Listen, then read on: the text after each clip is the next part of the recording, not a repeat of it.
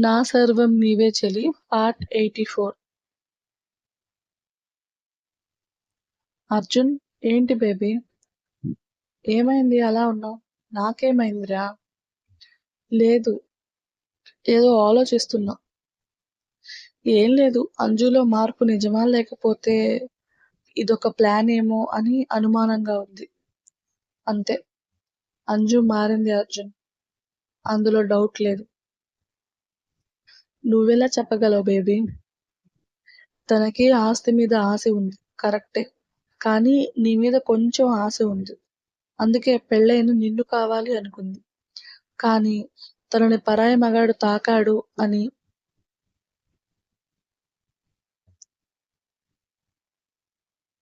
తెలిసాక తట్టుకోలేకపోయింది. అందుకే శౌర్యతో పెళ్ళికి కూడా ఒప్పుకోలేదు. ఈ ఇంటి చిన్న కోడలిగా తనకి ఒక హోదా ఉన్న అత్తయ్య తన కోసం ఎంత బంగారం కొని ఒంటి మీద వేసినా, ఆఖరికి తన వెడ్డింగ్ రిసెప్షన్ గ్రాండ్‌గా జరిగినా తనలో గర్వం ఎక్కడా కనిపించలేదు. అదే పాత అంజు అయితే బంగారం చూడగానే పొంగిపోయేది. తన ఒంటి మీద ఎవడు చెయ్యి వేస్తే ఏంటి, తను అనుకున్న హోదా వచ్చింది కదా అని శౌర్య చేసిన దాన్ని వదిలేసేది. కానీ తను అలా చేయలేదు. ఎందుకంటే తన మనసుకి తగిలిన దెబ్బ వల్ల ఏదీ అవసరం లేదు. చివరికి తనకి ఈ లైఫ్ కూడా అవసరం లేదు అన్న నిర్లిప్తత తనలో నిండిపోయింది. నన్ను కూడా శత్రువుగా చూసింది. కానీ ఈరోజు విష్ణుకు జరిగిన అన్యాయం తెలియగానే నా పెయిన్ అర్థం చేసుకుంది. ఎవరి దగ్గర తల వంచని తన మొండితనం నా దగ్గర కాళ్ళు పట్టుకుని క్షమాపణ అడిగేలా చేసింది. పెళ్లి తర్వాత తన బిహేవియర్ చాలా మారిపోయింది అర్జున్. ఇప్పుడు మారాల్సింది శౌర్యని. వాడిని మార్చాలంటే చాలా కష్టంరా. భారీగా చూస్తాడు అర్జున్. వాళ్ళిద్దరూ ఒంటరిగా ఉంటే సెట్ అవుతారు. 2 రోజుల్లో ఇద్దరిని ఫ్లాట్‌కి తోలేద్దాం. అప్పుడు చచ్చినట్టు వాళ్ళే కింద మీద పడతారని నవ్వుతుంది. ఆరాధ్య నార్మల్ అయిందని అర్జున్ కూడా హ్యాపీగా ఫీల్ అవుతాడు. నువ్వు చెప్పింది జరిగితే మీ అన్న సంగతి చూడాలి బేబీ. రితిక అన్నయ్యని క్షమిస్తుందా? ఏమో ప్రపోజ్ చేశాడు బిడ్డ. తనలో నో రియాక్షన్ చూద్దాం, ముందు శేఖర్ పెళ్లి జరగాలి. ఆశ్చర్యంగా చూస్తున్న ఆరాధ్యని దగ్గరికి తీసుకుని తన పెళ్లి కోసం విష్ణు చాలా ఎదురు చూసింది. పైగా శేఖర్ కోసం శ్రీలత ఈ పేరేనా నేను రాశాను, చూద్దాంలేండి కూడా వాళ్ళ పేరెంట్స్ ఎంత చెప్పినా వినకుండా ఎదురు చూస్తుంది. సగం భర్త అని ఫిక్స్ అయ్యాక వదిలేసే ఆలోచన తనకి లేదు. చాలా గ్రేట్ కదా అర్జున్. శేఖర్ కూడా లోపల తన మీద ప్రేమున్నా ఈ గొడవలోకి తనని ఇన్వాల్వ్ చేయడం ఇష్టం లేక పెళ్లి అనే విషయం పక్కన పెట్టేశాడు. నువ్వన్నట్టు ముందు అన్నయ్య పెళ్లితోనే మన సంతోషాలు తిరిగి రావాలి. ఈసారి ఎవ్వరిని పోగొట్టుకోవడానికి నేను సిద్ధంగా లేను అర్జున్ అని అతన్ని హత్తుకుని కళ్ళు మూసుకుంటుంది. ఆమె నుదుటి మీద ముద్దు పెట్టి మనతో అందరూ ప్లస్ అవుతారు కానీ మైనస్ అవ్వరు బేబీ అని అర్జున్ కూడా కళ్ళు మూసుకుంటాడు.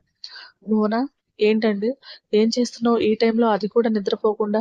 రేపు ఉదయం దుర్గమ్మ గుడిలో పసుపు కుంకుమ అంచు చేతుల మీదుగా ముత్తైదులకి ఇప్పిస్తే దాని భయం కాస్త తగ్గుతుందండి. దేనికి భయం? మీ సుపుత్రుడు తెలియక దాని మెడలో తాళి, నెలపూసలు, ఆభరణాలు అనుకుని పక్కన పెట్టాడు కదా! అప్పటి నుండి అది నన్ను ఏదో ఒక పరిష్కారం చేయిద్దామని అడుగుతూనే ఉంది. విష్ణు కార్యక్రమం అయిపోయాక చేయిస్తాను అని దాని భయం కాస్త తగ్గించాను. ఇందాక కూడా అడిగింది. రేపు ఎలాగో మంచి రోజే కదా, అమ్మవారికి చీర తాంబూలంతో పాటు అమ్మవారికి బంగారు గాజులు కూడా ఇవ్వాలని అనుకున్నాను. అన్ని పనులు పూర్తవుతాయి కదా అని ఇదిగో అన్ని సిద్ధం చేస్తున్నాను. సరే, తొందరగా పని పూర్తి చేసి పడుకో, ఇవాళ చాలా అలసిపోయాం. అలాగే మీరు కూడా రెస్ట్ తీసుకోండి అని బోనగారు పనిలో బిజీ అయిపోతారు. ఉదయం నిద్రలేచిన అంజలి బోనగారితో కలిసి గుడికి వెళ్ళిపోతే రితిక ఇంట్లో కనిపించని లేడీస్ కోసం వెతుకుతుంది. రితిక ప్రకాష్ గారి వాయిస్ కి వెనక్కి తిరిగి గుడ్ మార్నింగ్ సార్ అంటుంది. నాన్న అని ఎప్పుడు పిలుస్తావో అని నవ్వి, కాఫీ చేయడం వస్తే మనిద్దరికి తీసుకొని రా, గార్డెన్ లో ఉంటాను. అలాగే అని కాఫీ చేశాక ప్రకాష్ గారికి ఒక కప్ ఇచ్చి ఆయన ఎదురుగా ఉన్న సోఫాలో కూర్చుంటుంది. భువన అంజుతో కలిసి గుడికి వెళ్ళింది రితిక. ఓకే అన్నట్టు చూసి, మిమ్మల్ని ఒక విషయం అడగచ్చా అని చాలా మెల్లిగా అడుగుతుంది. అడుగు. ఆ రోజు రోహిత్ని చంపింది ఎవరో తెలిసిందా? లేదు, అది మాత్రం తెలుసుకోలేకపోతున్నాను. అతనెవరో కానీ తనది కాని సమస్యలో ఇన్వాల్వ్ అవ్వడం కాకుండా హత్య కూడా చేశాడు. ఆడపిల్లకి అన్యాయం జరుగుతుంటే చూడలేని వాళ్ళు కూడా ఉంటారు రితిక. నిజమే. ఆడపిల్లల జీవితాల్ని ఒక్క రాత్రికే నాశనం చేసే నా చిన్న కొడుకు లాంటి వాళ్ళు కూడా ఉంటారు. ప్రకాష్ గారి మాటలకి తలెత్తి చూసిన రితిక ఆయన చూస్తున్న వైపు మెడ తిప్పి చూస్తుంది. తండ్రి మాటలకి ఉడికిపోతాడు కనిపిస్తాడు శౌర్య. ఏంట్రా చూపు? నాకిలానే చూడడం వస్తుందని చెప్పి రన్నింగ్ చేయడానికి గార్డెన్ చుట్టూ ఉన్న ట్రాక్ వైపు పరిగెడతాడు. శౌర్య అన్నం చేసిన దానిలో అంజలి తప్పు కూడా ఉంది కదా సార్. తను తప్పు చేయబోయింది. దాన్ని వీడు ఆపాడు. అక్కడి వరకు అంతా బావుంది. కానీ అంజలి లైఫ్ నాశనం చేసి బావుందని చెడగొట్టాడు కదమ్మా! అదేదో ఆవేశంలో చేశాడు. వదిలేయండి సార్. నాకు విష్ణు ఎంతో, అంజు కూడా అంతే. కానీ తను ఎలా వెళ్ళిపోయిందో, అంజు కూడా చావు అంచుల వరకు వెళ్ళొచ్చింది. డాక్టర్స్ తన గురించి చెప్తుంటే విన్న మాకే ఒళ్ళంతా ఏదోలా అయిపోయింది. అలాంటిది ఆ పెయిన్ తీసుకున్న అంజు పరిస్థితి ఒకసారి ఆలోచించావా? ప్రకాష్ గారి మాటలకి రితిక సైలెంట్ అయితే తండ్రి మాటలు చెవిలో చేరిన శౌర్య మాత్రం ఆ డొక్కు మొహం దాని కోసం నా శీలం పోగొట్టుకుంటాను అని పళ్ళు నొరతాడు. రన్నింగ్ కంప్లీట్ చేసి ప్రకాష్ గారి పక్కన సోఫాలో కూర్చున్న అతనికి వాటర్ ఇస్తుంది రితిక. థ్యాంక్స్ రా అని వాటర్ తాగుతున్న శౌర్యని ఉద్దేశించి రేపు మీ ఫ్లాట్‌కి షిఫ్ట్ అవ్వాలి. అన్నీ ప్యాక్ చేసుకో అని నిర్మోహమాటంగా చెప్పేస్తారు ప్రకాష్ గారు. నాకు కూడా ఇక్కడ ఉండే ఉద్దేశం, ఆలోచన లేవు డాడీ. వెర్రీ గుడ్. ప్రకాష్ గారి వంక ఒకసారి చూసి గేట్ వైపు చూసిన అతనికి అంజలి, భువన గారు లోపలికి వస్తూ కనిపిస్తారు. పొద్దున్నే ఎక్కడికి వెళ్ళావు మమ్మీ? నువ్వు చేసిన ఘనకార్యానికి నీ పెళ్ళాం నన్ను బెదిరించి పరిహారం కోసం తీసుకెళ్ళింది పుత్రరత్నం. ఏంటి? నువ్వు మీ ఆవిడ మెడలో తాళిని నగల్లో భాగం అనుకుని పక్కన పెట్టావు కదా! అది నీకేదో అయిపోతుందని భయపడి పరిహారం చేయించమని నాకు పిచ్చెక్కించింది. అందుకే గుడికి వెళ్ళొస్తున్నావు. అంజలి వంక ఒక చూపు చూసి సైలెంట్‌గా లోపలికి వెళ్ళిపోతాడు. నీ మొగుడికి కాఫీ నీళ్ళైనా ఇవ్వవే. భువనగారి వంక ఒకసారి చూసి సైలెంట్‌గా లోపలికి వెళ్తుంది. ఇప్పుడు వాడిద్దరి మధ్య కాఫీ వార్ జరుగుతుందేమో భువన. ప్రకాష్ గారి మాటలకి ఏ వార్ జరిగినా దాని చేతి కాఫీ అలవాటు చేసుకోవాలి. రేపు ఫ్లాట్‌కి షిఫ్ట్ అయ్యాక బెడ్ కాఫీ నుండి రాత్రి భోజనం వరకు దాని వంటే తినాలి. జరిగే పని చెప్పు. అంటే నా కొడుకు ఇలానే ఉండిపోతాడని అంటున్నారా? వాడి బండ మనసు కరగాలి అంటే ఏదో అద్భుతం జరగాలి అంటున్నాను.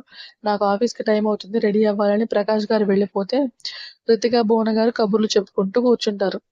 రితిక కోసం వెతుకున్న శ్రవంత్ గార్డెన్‌లో ఉన్న ఆమెను చూసి ప్రపోజ్ చేశాను. రిప్లై కూడా ఇవ్వలేదు. దొంగ మొహందని తిట్టుకొని లోపలికెళ్ళిపోతాడు.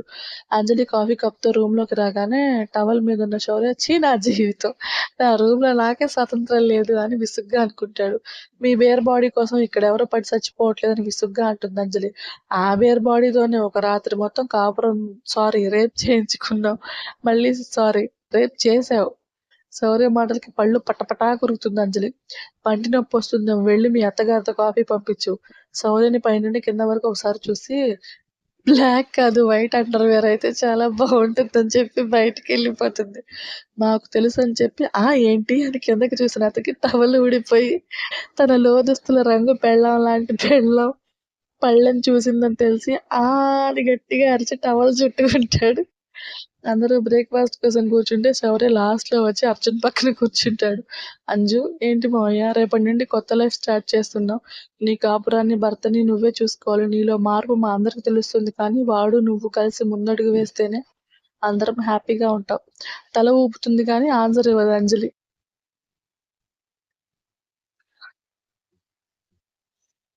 శౌర్య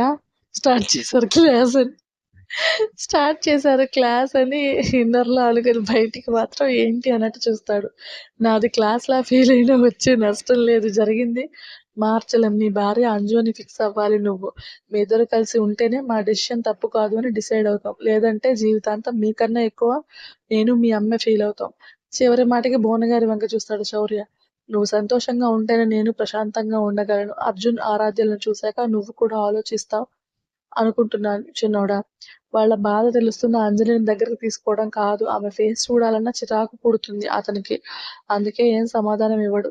టిఫిన్ చేసి శౌర్య బయటికి వెళ్ళిపోతే అంజలి లగేజ్ ప్యాక్ చేసుకోవడంలో బిజీ అయిపోతుంది. అంజు ఆరాధ్య వాయిస్‌కి తల తిప్పి చూసిన ఆమె అక్కా రా లోపలికి అని నవ్వుతూ పిలుస్తుంది. అంజలికి హెల్ప్ చేస్తూ ఫ్లాట్‌లో ఒక్కదానివే బోర్ కొడితే ఆఫీస్‌కి రావచ్చు కదా! లేదక్కా మీ మరిదిని ఇంట్లో చూడడమే చిరాకు. మళ్ళీ ఆఫీస్‌లో కూడా చూసే పెద్ద సాహసం నేను చేయలేను. అంజలి మాటలకి వీళ్ళు ఉప్పు నిప్పులా ఉంటే ఎప్పటికి కలవాలి భగవంతుడా! ఏదైనా వండర్ చేసి వీళ్ళిద్దరూ కలిసేలా చెయ్యి స్వామి అని మనసులోనే కోరుకోవడం తప్ప వేరే ఆప్షన్ కనిపించదు ఆరాధ్యకి. అంజలి ప్యాకింగ్ అయిపోయాక అక్క, చెల్లెళ్ళు కిచెన్‌లో అత్తగారికి హెల్ప్ చేసి లంచ్ కంప్లీట్ చేస్తారు.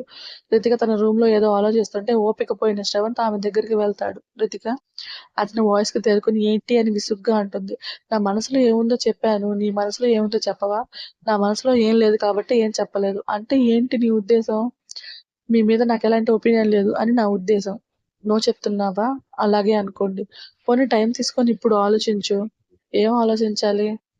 నాతో నీ లైఫ్ ఎలా ఉంటుందో ఆలోచించు. చించి ఏం చేయాలి? ఆమె వెటకారానికి ఒళ్ళున మండిన శ్రవంత్ ఒక్కసారి ముద్దు పెడితేనే జ్వరం తెచ్చుకున్నావు. నన్ను రెచ్చగొట్టి మళ్ళీ జ్వరం తెచ్చుకోకు అంటాడు. స్టోరీ నచ్చితే లైక్ చేసి, షేర్ చేసి, కామెంట్ చేయండి. ప్లీజ్ సబ్స్క్రైబ్ చేసుకోండి. అలాగే ఎవరికైనా దయచేసి నాకు హెల్ప్ చేయాలి అనిపిస్తే ప్లీజ్, ప్లీజ్, ప్లీజ్, ప్లీజ్ అబ్బా! అది ఈవెన్ రూ. 100 అయినా పర్లేదు. ఎందుకంటే నాకున్న పొజిషన్‌కి నేనేంటి, నా హెల్త్ కండిషన్ ఏంటనేది నాకు తెలుసు. సో, అందుకని నేను మన సబ్‌స్క్రైబర్స్‌కి రిక్వెస్ట్ పెట్టాను. సో, ఒక 2, 3 మెంబర్స్ అయితే రియాక్ట్ అయ్యారు. So happy. సో, ఎవరికైనా హెల్ప్ చేయాలి అనిపిస్తే దయచేసి నాకు హెల్ప్ చేయండి. నేను ఫోన్‌పే స్కానర్ మీకు వీడియో లాస్ట్‌లో యాడ్ చేస్తాను. ఓకే. Thank you.